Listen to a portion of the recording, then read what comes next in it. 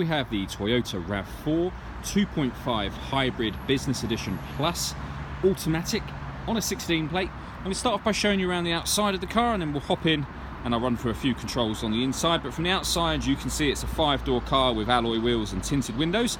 Let's start off inside the boot and then work our way around the rest of the car from there.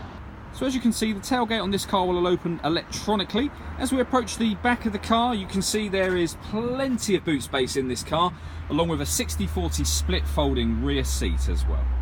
Okay, so we're just going to work our way back round to the front of the car, and then I'll hop in and run through some controls on the inside. But now that we've done a full circle of the car, you can see it's in fantastic condition the whole way round. Just briefly before I climb in, I think it's well worth seeing the interior from this exterior point of view. These seats are in great condition, as you can see. There's loads to run through on the dashboard, so let's hop in and we'll do that right now. Okay, so now that we're inside the car, we're going to start off with the dials. On the right hand side we've got the speedometer and fuel gauge, and then on the left hand side we have the rev counter of sorts. On a hybrid car, this will show you whether the engine is charging down the bottom corner here, whether you're driving economically or whether you're using the power band for the car, so more than likely the engine on that part in time. There's a full video showing how hybrid engines work on our website and on our Facebook page as well, so it's well worth checking that out. In the middle you can see the total miles for this car can be displayed by going through the trip computer. There's buttons on the steering wheel that let you do that, and you can see there the total miles are 9,277. And then above that you can change the information that's displayed there as well, should you wish to. Backing out to the steering wheel, the buttons I was using a moment ago are just here on the right hand side.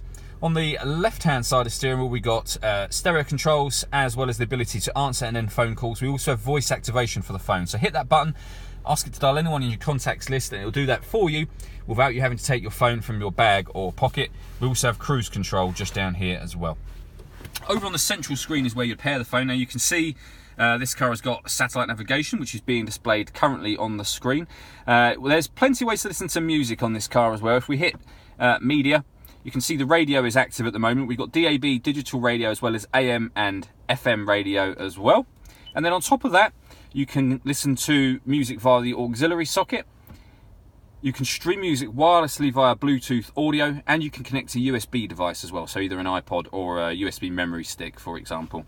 This car also has a reversing camera. If I pop the car into reverse, you'll see full colour image, also showing the guidelines on the ground so you know where the car is headed in relation to the image that you see.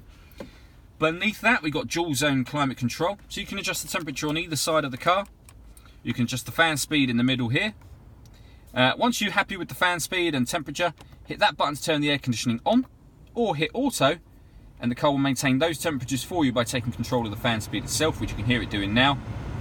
You can simply override that by readjusting the fan speed accordingly. Underneath that, we have a few buttons. So first of all, we've got a 12-volt charging socket under there, the auxiliary and USB socket underneath that one, and then we've got these ones here. So you can put the car in eco mode, you can put it into sport mode, and that make the gearbox rev higher in each gear. EV mode is the fully electric mode, so it will let you put it in that if there's enough charge. Otherwise the car will continuously decide as you drive along whether or not to put it into that mode or not. And underneath that you have another 12-volt charging socket. We then have the fully automatic gearbox.